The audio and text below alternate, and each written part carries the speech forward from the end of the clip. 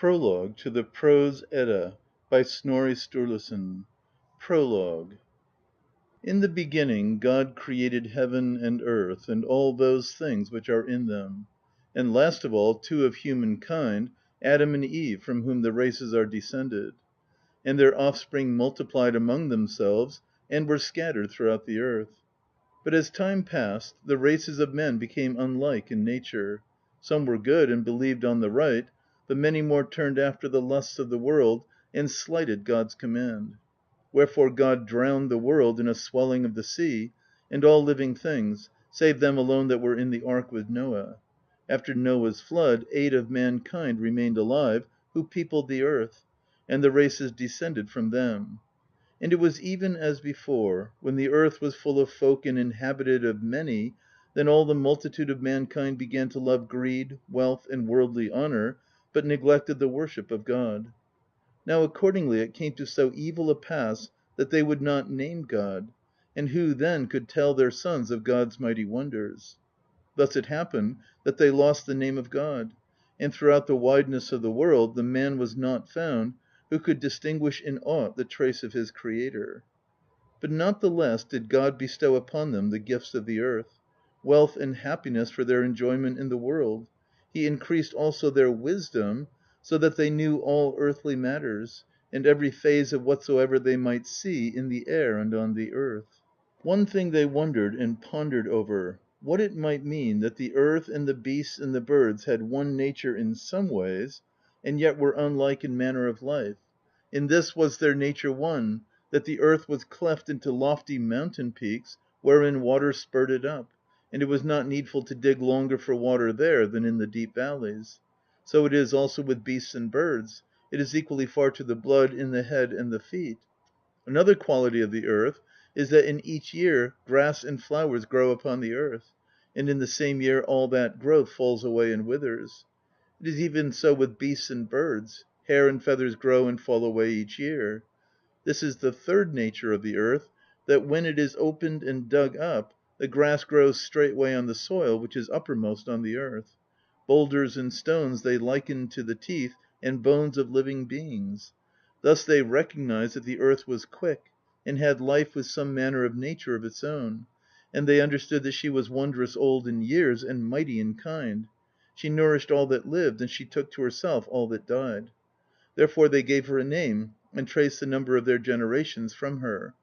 The same thing, moreover, they learned from their aged kinsmen: that many hundreds of years have been numbered since the same earth yet was, and the same sun and stars of the heavens; but the courses of these were unequal, some having a longer course, and some a shorter. From things like these the thought stirred within them that there might be some governor of the stars of heaven, one who might order their courses after his will, and that he must be very strong and full of might. This also they held to be true, that if he swayed the chief things of creation, he must have been before the stars of heaven; and they saw that if he ruled the courses of the heavenly bodies, he must also govern the shining of the sun, and the dews of the air, and the fruits of the earth, whatsoever grows upon it, and in like manner the winds of the air and the storms of the sea. They knew not yet where his kingdom was, but this they believed: that he ruled all things on earth and in the sky, the great stars also of the heaven, and the winds of the sea. Wherefore, not only to tell of this fittingly, but also that they might fasten it in memory, they gave names out of their own minds to all things. This belief of theirs has changed in many ways, according as the peoples drifted asunder, and their tongues became severed one from another. But all things they discerned with the wisdom of the earth, for the understanding of the spirit was not given to them. This they perceived, that all things were fashioned of some essence. 2.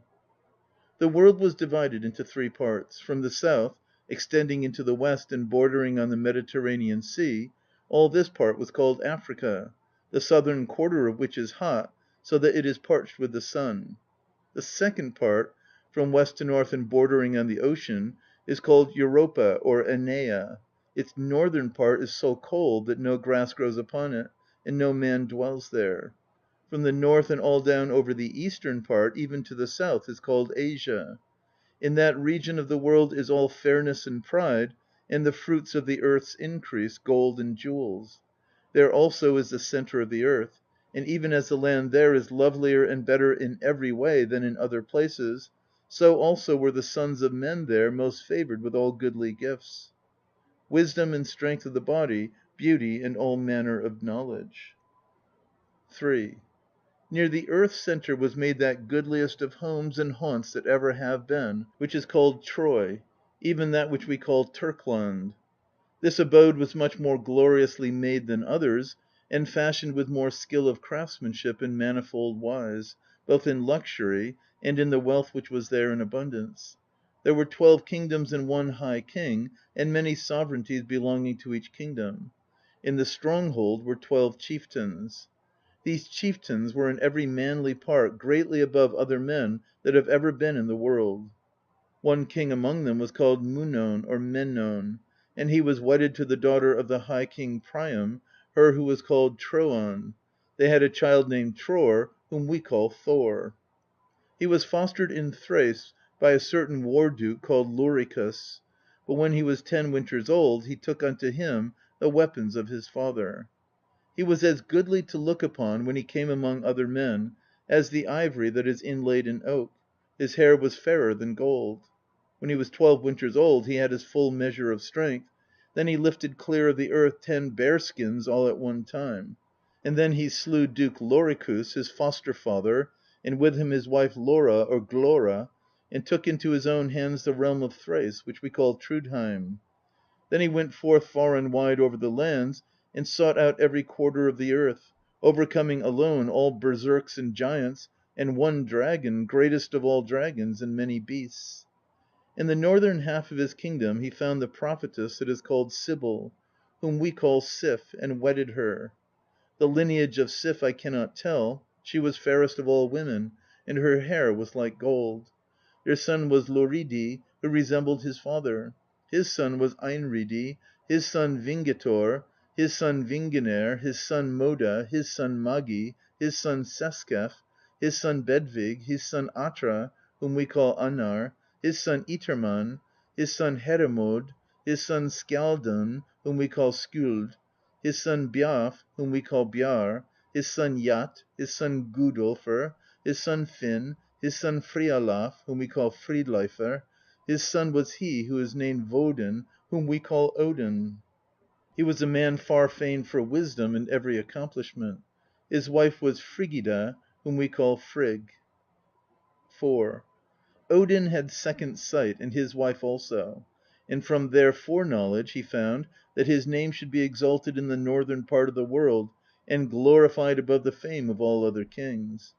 Therefore he made ready to journey out of Turkland, and was accompanied by a great multitude of people, young folk and old, men and women; and they had with them much goods of great price.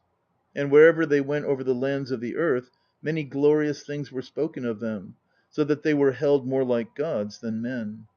They made no end to their journeying till they were come north into the land that is now called Saxland. There Odin tarried for a long space, and took the land into his own hand far and wide. In that land Odin set up 3 of his sons for land wardens. One was named Vegdeg; he was a mighty king, and ruled over East Saxland. His son was Vitgils; his sons were Vita, Heingestr's father, and Sigar, father of Svebdeg, whom we call Svipdagr. The second son of Odin was Beldeg, whom we call Baldr. He had the land which is now called Westphalia. His son was Brandr; his son Frodigar, whom we call Frodi; his son Freovin; his son Uvig; his son Gevis, whom we call Gave. Odin's third son is named Sigi; his son Rerir. These the forefathers ruled over what is now called Frankland, and thence is descended the house known as Volsungs. From all these are sprung many and great houses. Then Odin began his way northward, and came into the land which they call Reidgotaland; and in that land he took possession of all that pleased him. He set up over the land that son of his called Skjoldr, whose son was Fridleifr, and thence descends the house of the Skjoldungs. These are the kings of the Danes. And what was then called Reidgotaland is now called Jutland. 5. After that he went northward where the land is called Sweden. The king there was named Gylfi. When the king learned of the coming of those men of Asia who were called ^sir, he went to meet them, and made offer to them that Odin should have such power in his realm as he himself wielded.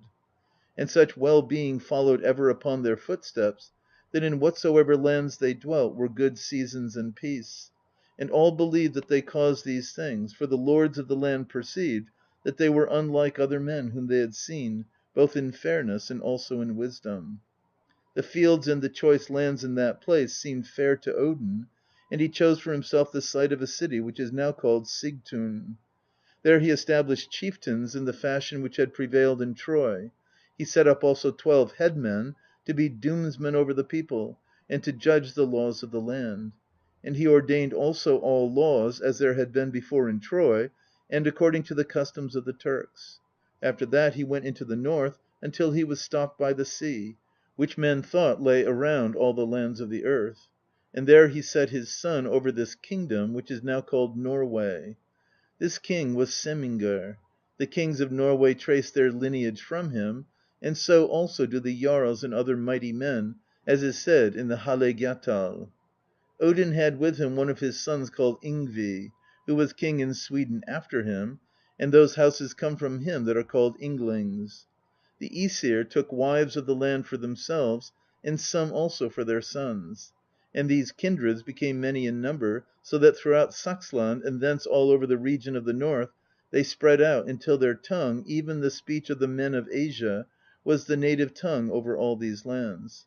Therefore men think that they can perceive, from their forefathers' names which are written down, that those names belong to this tongue, and that the ^sir brought the tongue hither into the northern region, into Norway, and into Sweden, into Denmark, and into Saxland. But in England there are ancient lists of land names and place names, which may show that these names came from another tongue than this. End of Prologue. Recording by Expatriate in Bangor, Maine.